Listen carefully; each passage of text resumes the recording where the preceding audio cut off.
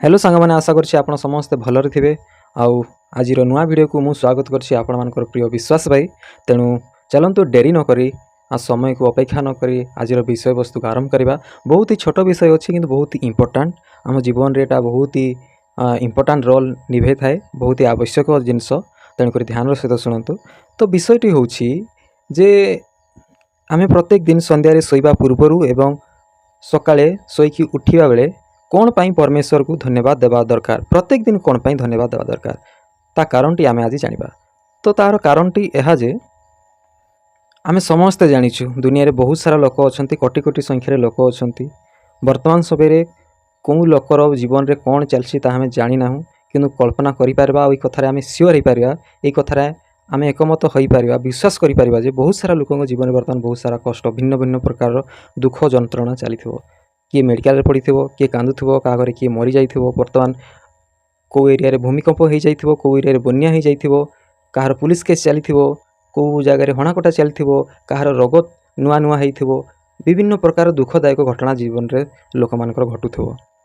आ से बहुत ही वर्तमान विचलित और अशांति रे क्रंदन रे जीवन यापन करुथिबे, बहुत ही हैरान हरकत होउथिबे नुहे कि। ए कथा पूरा सत, आमे ए कथा को अन्यथा करि परिबानी, यह भूल बोली मध्ये आमे कहि परिबानी। तेणु करी विषयटी होछि जे परमेश्वर आम मानकु वर्तमान समय रे तांको भली रखी नांती, आमको संपूर्ण भावे सुरक्षित भाव रखिसंती। सबु असुविधारू, सबु जंत्रणारू, सबु विपदरू, सबु समस्यारू आमको बंचेकी रखिसंती, सुरक्षित भाव सुस्थ भाव रे रखिसंती। आमर ज्वर नाही, किछि असुविधा नाही, अभाव नाही, कोनसी कली झगड़ा नाही, अभाव नाही, आमे पूरा भल रे अछु। संध्या रे भल से खाइकी शांति रे सोई जाउछु, आ सकाळे शांति रे उठुछु, राति सारा पूरा आराम से सोउछु, कौन सी चिंता नहीं। प्रभु को भरोसा रे आमे सोउछु। प्रभु आमको भरोसाहीन करू नांती, निराशा करू नांती, से आमको रक्षा करूछंती। दिन समय रे भी आमे जो स्थान रे जो भली भाबरे अछु, जते बेले जो काम करूछु, दिन सारा से आमर सहवर्ती होई आमर रक्षा करूछंती, आमको सहायता करूछंती। कौनसी अभाव रे पड़िया को दउ नांती, कौनसी विपद रे पड़िया को दउ नांती, कौनसी ज्वर रे पइले कौनसी ज्वर रे पड़िया को दउ नांती, किंतु से आमर सहवर्ती होई सबु समस्या रे हमको उद्धार करूछंती। जेतेबेले संध्या रे आमे सोउछु अचिंता रे, सेतेबेले से ही हमको रक्षा करूछंती, आम शरीर को, आम प्राण को। सेति पई तो आमे सकाळे बंची के उठुछु। यदि परमेश्वर आमर सहवर्ती न हुंते ताहले हुए तो जेतेबेले सकाळ पाउ थांता आमे उठु न थांते, केवल आमर शरीर उठु थांता, ता भी अन्य मानक द्वारा।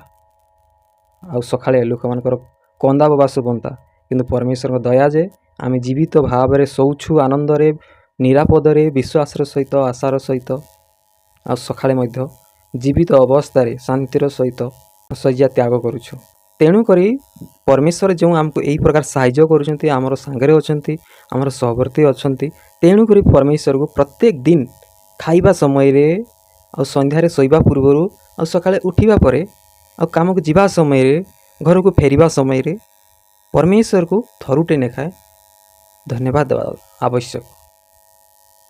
तो आशा करछि आपण माने मोर एही छोट कथा, बहुत ही आवश्यक कथा बुझी पारिथिबे।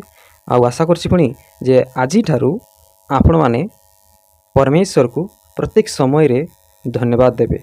सोइबा पूर्वरु, सोइबा परे, खाइबा पूर्वरु, काम को जीवा समय रे, काम रु फेरिबा समय रे, घर को फेरिबा समय रे परमेश्वर को थरुटे धन्यवाद दियंतु।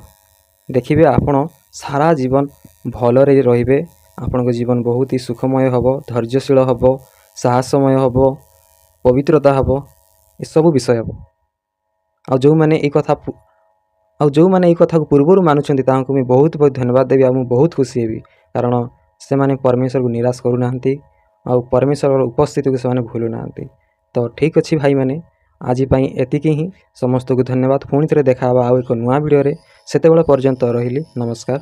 समस्त को प्रभु आशीर्वाद करंतु।